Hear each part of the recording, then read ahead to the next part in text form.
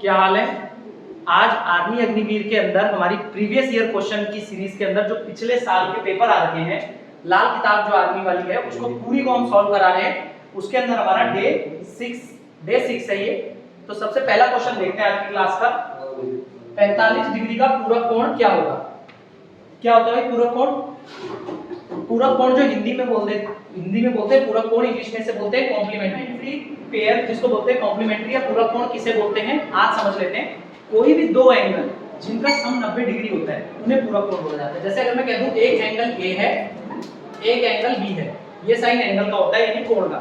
Angle A और angle B का सम अगर 90 डिग्री होगा तो ये हम बोलेंगे ए और बी क्या है, कॉम्प्लीमेंट्री एंगल है।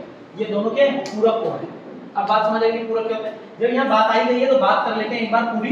समपूरक कोण, समपूरक कोण इंग्लिश में इसे बोलते हैं सप्लीमेंट्री एंगल, सप्लीमेंट्री एंगल। अब भाई जैसे कॉम्प्लीमेंट्री एंगल जिन दो एंगल का सम 90, तो सप्लीमेंट्री वो एंगल होते हैं जिनका सम 180। यहाँ पे एंगल ए और एंगल बी का सम कितना होगा? 180 डिग्री। ये होगा 180 डिग्री। अब दोनों चीजें क्लियर हुई मेरी, पूरक और समपूरक। अब क्वेश्चन पढ़ते हैं। क्वेश्चन ने कहा था 45 डिग्री का पूरक कोण क्या होगा। इधर देखना, मुझे पता है दो एंगल का सम कितना होना चाहिए 90, जिसमें से एक उसने बता दिया भाई कितना है 45, तो दूसरा 45। खत्म क्वेश्चन। दूसरा एंगल भी 45 होगा। आंसर कितना आ गया 45। यही क्वेश्चन अगर ये बोलता 45 डिग्री का समपूरक कोण बताओ, तो मैं क्या कहता, एक 45 है तो दूसरा कितना होगा? खत्म। बहुत बढ़िया। दूसरा 135 कैसे आया? 180 में से 45 घटा दिया, तो तब आंसर कितना हो जाता 135। लेकिन अभी इस क्वेश्चन के हिसाब से आंसर बन गया 45 डिग्री। समझ आई कितनी बात? दूसरे क्वेश्चन पे आते हैं भाई। अब यहां देखना, एक कक्षा में 1320 है, लड़कों की 45। ठीक है, इधर देखते हैं अगला क्वेश्चन क्या कहता है। एक क्लास में टोटल बच्चे कितने हैं? 1320। अब इस 1320 में से कुछ तो लड़के हैं और कुछ लड़कियां हैं। लड़कों की संख्या कितनी है? 45%। तो टोटल है 1320, लड़कों की कितनी है? 45। अब देखो इसको दो तरीके हैं, तुम दो तरीके से करते हैं। ऐसे बच्चे कैसे? 1320 का 45% निकालेंगे, फिर टोटल में से माइनस करेंगे। ये तो वैल्यू आसान है, थोड़ा आसान पड़ गया। अगर 1367 होता दिक्कत आ जाती, तो इसको आसानी से कैसे करेंगे? मुझे पता है एक क्लास में अगर 45% लड़कियां हैं, लड़के हैं, तो बचे हुए कितने होंगे? लड़कियां होंगी। कितने होंगे? 55। तो मैं डायरेक्ट इसका 55% निकाल दूंगा। डायरेक्ट इसका 7 to 6। बहुत ही बढ़िया। इससे ये कट गया 5 से 11 बार, 5 से 2 बार, ये 66 बार, 2 से 66 बार। अब देखो 66 की भी जल्दी गुणा कैसे होती है। जिस भी संख्या की 11 से गुणा करनी हो, जैसे मान के चलो पहले मैं एक छोटा नंबर लेता हूं 11 गुना 12, ये करता हूं, तो क्या करना, 1 और 2 है, इसको कोने में लिख दो, 1 और 2। अब इन दोनों को जोड़ दो, 2 + 1 3, इसकी गुणा होती है 132। ये होता है 11 से किसी संख्या को जल्दी करने का तरीका। अब मेरे पास क्या है, 66 की गुणा करनी है, तो 6 इधर लिखा, 6 इधर लिखा। अब 66 को जोड़ दिया, 6 और 6 12, तो 2 यहाँ पे और 1 ऊपर कैरी, तो कितना आ गया 726। ऐसे करते हैं जल्दी किसी संख्या की गुणा। समझ आई ये बात? तो कितनी लड़कियां आ गई भाई? 726। 726 ऑप्शन नंबर सी। तीसरा क्वेश्चन, एक निश्चित धनराशि 20 वर्षों में दुगनी हो जाती है, तो वार्षिक दर क्या होगी? ठीक है, बहुत ही बढ़िया। अब यहां देखना, अब उसने कहा है कोई धनराशि दुगनी हो रही है, मतलब जो इंग्लिश में पढ़ते हैं उनको भी बता देता हूं। कोई जो पैसा उधार लिया जाता है उसको क्या बोलते हैं? प्रिंसिपल। और जब ब्याज लगने के बाद वो मिलता है तो अमाउंट। अब वो कह रहे हैं कितना हो जाता है भाई? दुगना। अगर मान के चलो मेरे भाई मैंने तुम्हें 1 रुपया दिया, तो दुगना कितना होता है? 2। मैंने 1 दिया, तुमने मुझे 2 लौटाया, तो ब्याज कितना दिया? 1 रुपया दिया, तुमने 2 लौटाया, तो ब्याज कितना दिया? 1 रुपया दिया ना, 1 रुपया ब्याज दिया। ब्याज दिया 1 रुपया। एक तो मेरा मूलधन था, एक तो मैं उसमें ब्याज रखा और मुझे कितने पकड़ा दिए? 2। तो ये क्या हो गया मेरा ब्याज, सिंपल इंटरेस्ट, प्रिंसिपल, अमाउंट। और ये कितने साल में हो रहा है? 20। ये उसने बोला 20 साल में। तो सब कुछ है मेरे पास। एसआई का फॉर्मूला होता क्या भाई? दुनिया जानती है, एसआई बराबर पी बटे में 100। एसआई कितना है? 1। पी कितना है? आर तो मुझे ढूंढना है, वही तो ढूंढना है। टी कितना है? 20 बटे में 100, तो कितना आ गया? 20 पंचे 100। 5 इधर जाके गुणा होगा, तो रेट कितनी आ गई? 5%। कितनी आ गई? 5%। समझ आई होगी भाई ये बात? तो बहुत बेसिक क्वेश्चन आते हैं, बस अगर हमें बेसिक नॉलेज हो चैप्टर की तो चीजें क्लियर हो जाएंगी। अब देखो ये अच्छा क्वेश्चन है, इसको थोड़ा बस वैल्यू याद कर देना, देखो वैल्यू बता देना। तुम ये याद कर लो 2 किलो आटा 35 रुपए किलो, तुम करना भाई कुलदीप चावल 2 किलो 40 रुपए वाला, और तुम तीसरा वाला कर देना मैदा 2 30 किलो वाला, ठीक है। तीनों ने अपनी वैल्यू याद कर दी ना, साथ में तुम्हारी मेमोरी टेस्ट भी है। सबसे पहले तुम बताओ भाई 2 किलो 30 का मैदा, ठीक है ना, जो है ना बात 2 किलो 30 का मैदा,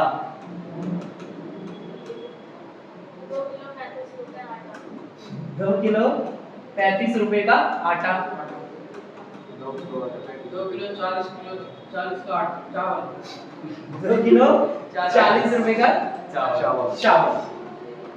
अब देखो यहाँ पे ये उसने क्या लिख दिया है कि कितनी क्वांटिटी मिल रही है मुझे, है ना, 2 किलो 2 किलो 2 किलो, और इस तरफ क्या लिखा गया है प्राइस। अब ये क्वेश्चन बहुत आसान सा है।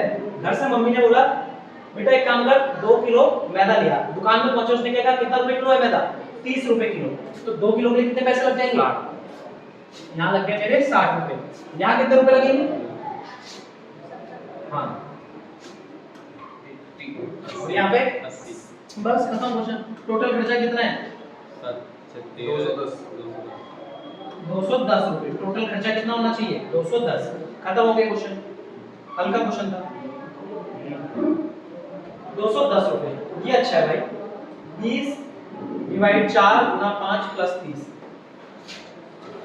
20 डिवाइड 4 गुना 5 प्लस 20 डिवाइड 4 गुना 5 plus 30 minus 10, plus 30 minus 10 plus 30 minus 10। अब एक चीज बताना, इसमें क्या लगेगा, कौन सा लगेगा, बोर्ड मास। बोर्ड मास। तो पहले बोर्ड मास एक बार देखते हैं, बार-बार बोलते हैं बोर्ड मास। इस बोर्ड मास का मतलब क्या क्या होता है भाई, एक एक चीज से पूछा होता है रश्मि, इस बी का मतलब ब्रैकेट, ठीक है, ये होता है भाई ब्रैकेट। सबसे पहले हम ब्रैकेट को सॉल्व करते हैं, फिर अच्छा आंसर बहुत ही बढ़िया। तो फिर तो ठीक है, जल्दी कर लेते हैं। ये ऑफ हो गया, ये डिवाइड हो गया, m का मतलब मल्टीप्लाई प्लस माइनस। तो सबसे पहले यहाँ पे क्या है, देखो ना तो ब्रैकेट है ना तो ऑफ है, तो ये दोनों चीजें कट गई। सबसे पहले क्या आएगा डिवाइड, तो 4 से 20 को डिवाइड किया 5, इस पूरे की जगह कितना लिख दिया 5। उसके बाद क्या करना है मल्टीप्लाई, 5 × 5 25, इसको भी खत्म कर दिया। फिर क्या करना है ऐड, प्लस 30 कितना हो गया 55, इसको भी माइनस कर दिया। 55 में से 10 घटाया तो 45। समझ आई होगी इतनी बात, बहुत ही बढ़िया। अब ये क्वेश्चन, ये दिख रहा है उसमें क्लियर क्वेश्चन, बस ये देख लेना। हाँ तो बस यही कर देते हैं इसे, क्योंकि बार-बार नोट करने में ना टाइम जाएगा। अब देखो ये है, इसमें भी बोर्ड मास लगेगा, लेकिन अब फ्रैक्शन आ गया, एलसीएम लेंगे। क्वेश्चन को टिक कर अच्छा हाँ, क्वेश्चन नंबर 37 अब लिख लो ना, 5/4 प्लस 5/4। तो सबसे पहले एक चीज बताओ भाई, सबसे पहले मुझे ये करना है सॉल्व। मैंने इसका एलसीएम ले लिया, कितना हो गया, अच्छा हाँ ये क्वेश्चन तो अच्छा क्वेश्चन है, इसमें थोड़ा टाइम लगेगा। ये याद रखना है, 1 2 3 4 5 बार है, plus into minus plus, value याद है, क्वेश्चन बोलना फिर वैल्यू याद है।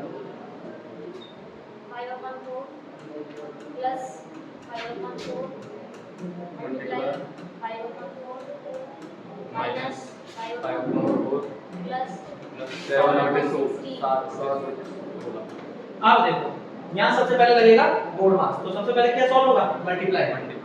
अब मल्टीप्लाई सॉल्व होगा तो ये कितना देगा 25/16, इस पूरे की जगह मैंने कितना लिख दिया 25/16।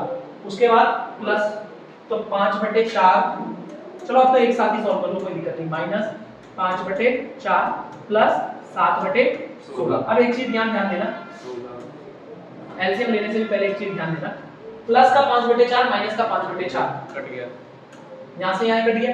अब बस कितना बचा भाई 16 और 16 का एलसीएम 16 ही होता है, तो नीचे 16 आ गया, 25 प्लस 7 जो कि कितना होता है 2/2 पूरे का उत्तर कितना आ गया 2। समझ आई होगी चीज, कोई डाउट नहीं है?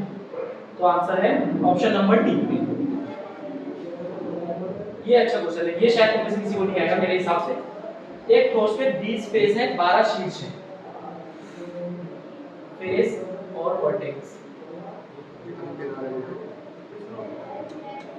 फेस कितने हैं 20, वर्टेक्स में 12 हमें क्या ढूंढना है किनारे H। और ये इसका क्या नाम है ठोस था, हाँ जी इसको हिंदी में क्या बोला था उसने शीर्ष शीर्ष, एक ठोस में मुख्य, मुख्य है वर्टेक्स और शीर्ष, ये होता है भाई मुख्य है ना, शीर्ष, और ये किनारा ना। किनारा अब पहले समझते हैं, इसका एक फॉर्मूला होता है वो लिख देता हूं पहले, vertex plus face minus H बराबर 2, ये फॉर्मूला होता है, ठीक है। अब पहले समझते हैं कि क्या बोलना चाह रहा है। एक कोई फिगर है, जैसे फिगर होती है ना, जैसे मैंने बनाया जी, ये बना दी मैंने इस तरीके से, एजेस होता है कोने, ठीक है। अब देखो जैसे ये जो ऊपर जिस रूम में हम जिस कमरे में बैठे हैं बोर्ड दिख रहा होगा उसमें, है ना, तो ये हो गया कोना, इसको क्या बोलेंगे कोना, एक कोना दो कोना, ये क्या होते हैं कोने।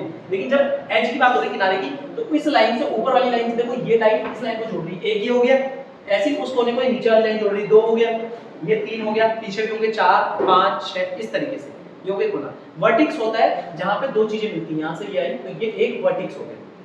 वर्टेक्स का मतलब समझिए क्या होता है, जहां दो जॉइंट मिल रहे हैं, और एज मतलब किनारा, मतलब एक ये हो गया, एक ये एजेस हो गए, ठीक है। इतनी बात क्लियर।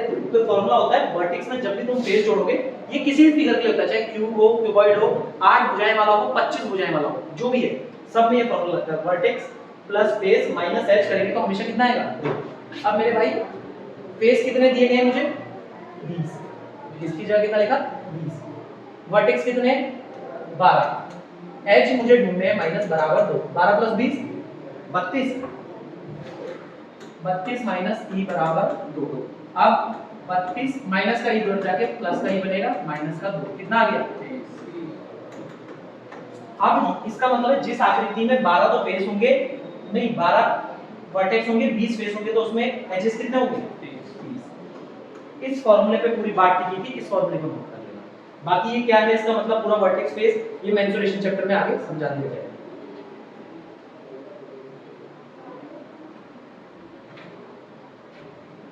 ये भी अच्छा क्वेश्चन है। पेट्रोल की कीमत में 25% की वृद्धि हुई है, तो कितने परसेंट की कमी की जाए ताकि कुल खर्च अपरिवर्तित रहे? समझ लेते हैं। प्राइस 25% बढ़ गई, इसकी कंजम्पशन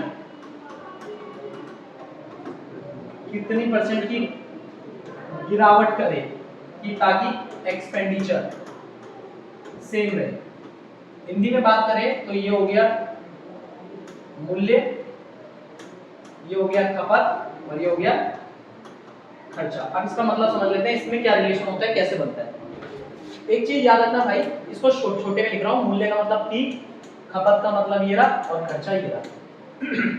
मैंने कहा ये 25 रुपए का पेन है, कितने का है 25 का। अब ये 25 का पेन है, मैंने कहा ऐसे 4 पेन लिया ना मार्केट से, तो तुम मेरे से कितने रुपए मांगोगे 100 रुपए मांगोगे ना। अब कल के दिन मैंने तुम्हें पहले ही 100 रुपए पकड़ा दिए, कितने पकड़ा दिए 100। मैंने कहा यार रश्मि एक काम करना, मार्केट से 4 पेन लिया, लेकिन जब तुम दुकान में पहुंची तो तुमने देखा कि जो कीमत थी पहले कितने का था 25 का, ठीक है। अब वो कीमत 25 की घट करके मान के चल लो कितनी हो गई है, मान के चलते हैं 25 की जगह तुम मार्केट में पहुंची तो तुम्हें उसने कहा जी अब एक पेन 50 रुपए का है, कितने का है 50 रुपए का। अब तुम कितने पेन ला पाओगे 2 लाओगी ना, कितने लाओगी 2, पर मैंने मंगाए तो 4। अब तुमने एक चीज देखी, जब खर्चा मैंने पहले भी 100 रुपए दिए, आज भी 100 रुपए दिए, दोनों बार 100 रुपए दिए भाई, लेकिन क्या हुआ प्राइस का रेशियो की बात करूं 1 और 2, ये कितना हो जाएगा 2 और 1। तो मैंने देखा जिस रेशियो में प्राइस बढ़ती है उसके उल्टे रेशियो में खपत घटती है, या फिर जितने में खपत घटेगी उतने में प्राइस बढ़ेगी। कब होगा ये, जब खर्चा अपरिवर्तित रहे, सेम रहे। तो क्वेश्चन खत्म। उसने कहा 25% की बढ़ोतरी करनी है प्राइस में, एग्जांपल को मिटा रहा हूं, यहां देखो प्राइस में कितने परसेंट की बढ़ाई करनी है 25%। 25% का मतलब होता है 1/4, यानी कोई चीज 4 की थी अब कितने की मिलेगी 5 की। और खर्चा उसने मुझे नहीं बताया, पर उसके बारे में एक चीज बताई कि ये क्या रहेगा सेम।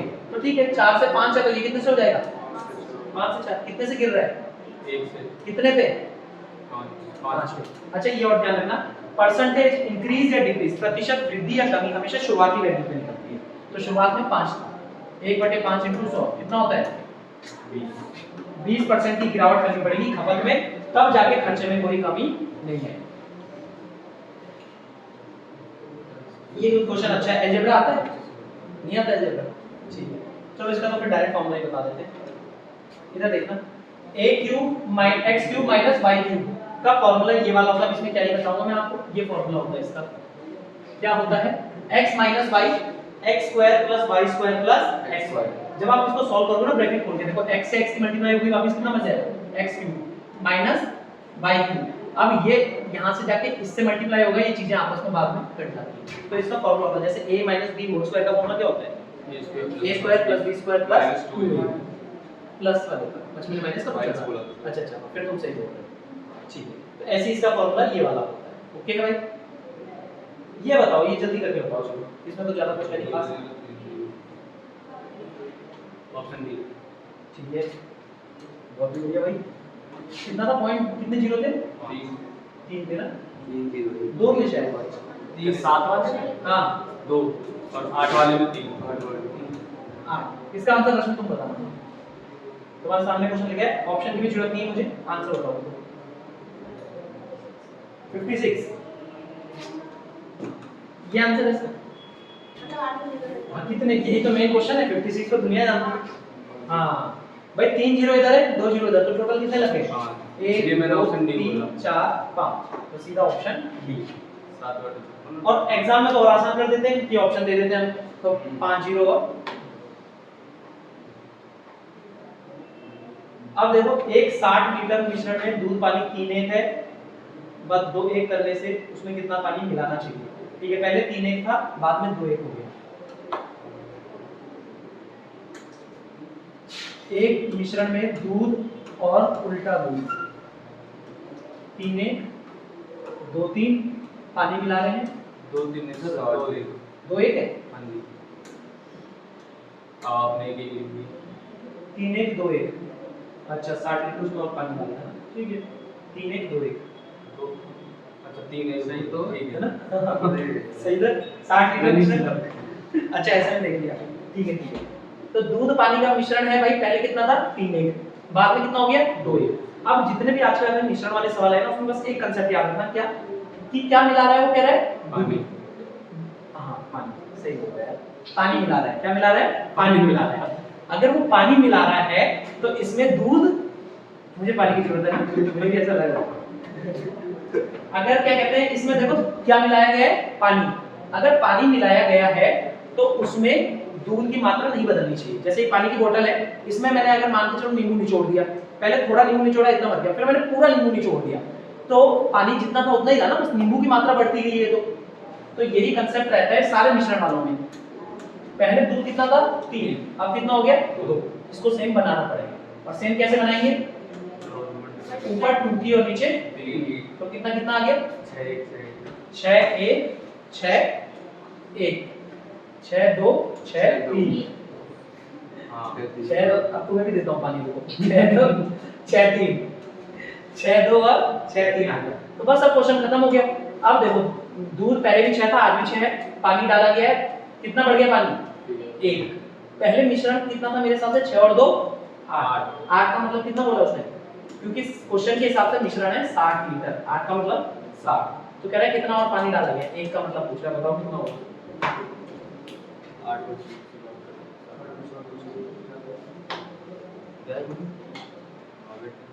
पूरा लग जाएगा। कितना है भाई?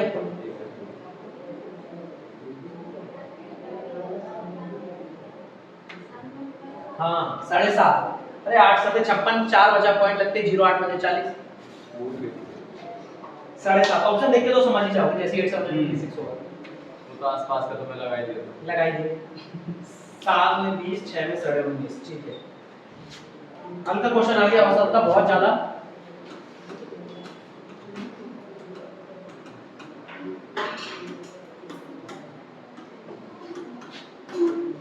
अब यहाँ देखना बोर्ड पे, वो कह रहा है 7 लड़कों का औसत कितना है?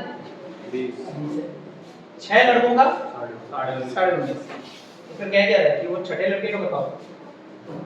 20 है, पहले 6 का औसत 37 है, तो 7 में की बताओ, कोई दिक्कत नहीं भाई, बहुत हल्का सवाल है।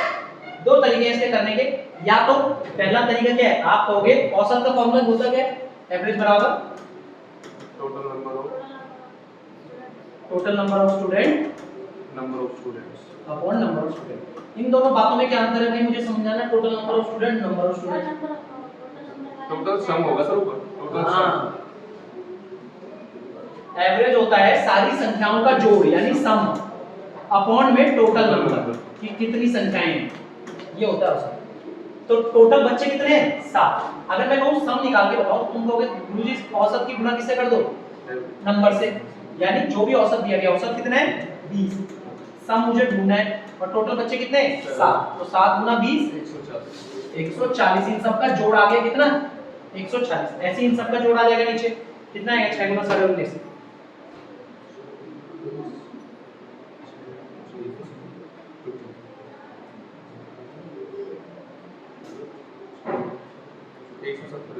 हाँ 177, बहुत ही बढ़िया भाई, 177 है ना, सही। साथ में जब मैं 20 की गुणा कर रहा हूँ बड़े नंबर में, बड़े की गुणा, तो 140 बन रहा है। साथ में छोटा नंबर ले रहा हूँ, उससे छोटा ले रहा हूँ, तो 177 कैसे बनेगा भाई, उसने सही बोला, कितना 117। अब ये सीख लो गुणा जल्दी कैसे करना है, इसका तरीका देख लो। तुम्हें एक चीज बताओ, मैं बोलूं 6 गुना 20 बताओ कितना होता है, 120 होता है 6 गुना 20। अब ये 20 से कितना कम है, 0.5, तो 0.5 की 6 से गुणा करी, 3 आ गया, तो 120 में से 3 घटा दिया, ऐसे करेंगे। तो भाई 7 लड़कों का टोटल है 140 और 6 का है 117, तो उस छठे लड़के 7वें लड़के का पता चल गया ना, इसमें से इसको घटा दोगे, कितना आएगा 23। अब घटाने में भी भाई कॉपी पेन की जरूरत मत लिया करो, 117 में 3 जोड़ो, कितना हो गया 20 हो गया, तो 20 और 20 40, 23। समझ आएगी। ये तो वो तरीका है, बहुत थका हुआ तरीका है, जिससे हमें एग्जाम में नहीं करना है चीजों को। तो इस वाले क्वेश्चन को बनाएंगे कैसे, यहाँ देखो, और ये उन सारे सवालों में लगेगा जहाँ पे एक तरीके का सवाल और आता है कि एक क्लास में, एक कक्षा में 5 बच्चे हैं, उनका औसत इतना है, एक टीचर आ जाता है तो औसत बढ़ के इतना हो जाता है, तो टीचर का वेट बताओ क्या है। पहले बच्चे थे 7, अब कितने हो गए 6, कितने से घट गए, यहाँ कितने से घट गई बात 0.5 से, तो कुछ नहीं करना है हमें, 7 की गुणा तो होगी इस 0.5 से, और -1 की गुणा इससे, ये कितना हो माइनस का 0.5, तो 1 गुना 19.5 कितना बनेगा, माइनस का 19.5, 7 गुना 0.5 कितना बढ़ेगा, माइनस का 3.5, 19 और 3 22, 22 और 1 23, 23 आ गया माइनस। तो माइनस बस ये बता रहा है कि कोई छोड़ के गया, डायरेक्ट 23, ज्यादा कैलकुलेशन।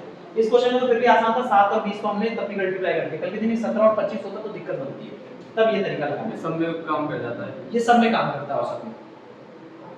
समझ आई मेरी बात, बहुत ही। ये बताओ फिर, एक त्रिभुज की परिधि 600 मीटर है, यदि अनुपात 12 13 15 है, तो सबसे लंबी भुजा ज्ञात करो।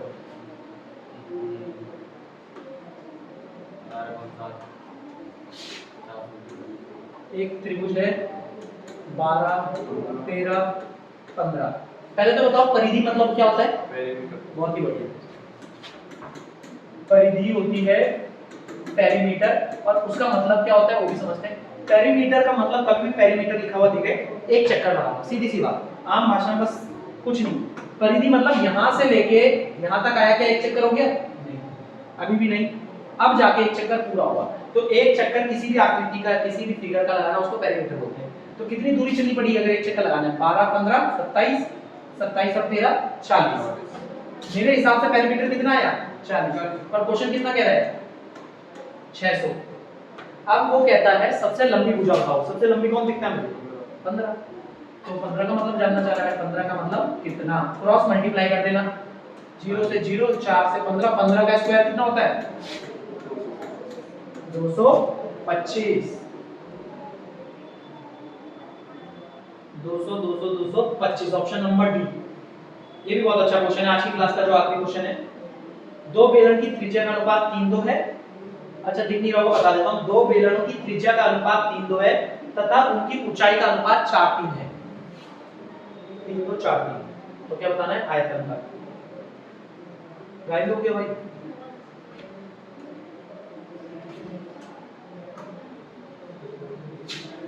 त्रिज्या का अनुपात 3 2 था ना भाई, और ऊंचाई का अनुपात 4 3, और क्या होता है वॉल्यूम आयतन वॉल्यूम।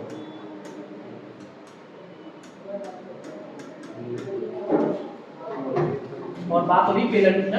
जी सर। अब बेलन, अच्छा हाँ आप लोगों ने वो नहीं देखा ना इसके फॉर्मूले बनते कैसे हैं, क्षेत्र में भी नहीं देखा ना, तो प्लेलिस्ट में जाके देखना, जिसने नहीं देखा प्लेलिस्ट में देखना, तुम्हें मैं बता देता हूँ। अगर मैं तुमसे बस इतना पूछूं, मुझे एक वृत्त का क्षेत्रफल बता दो, सर्कल का एरिया,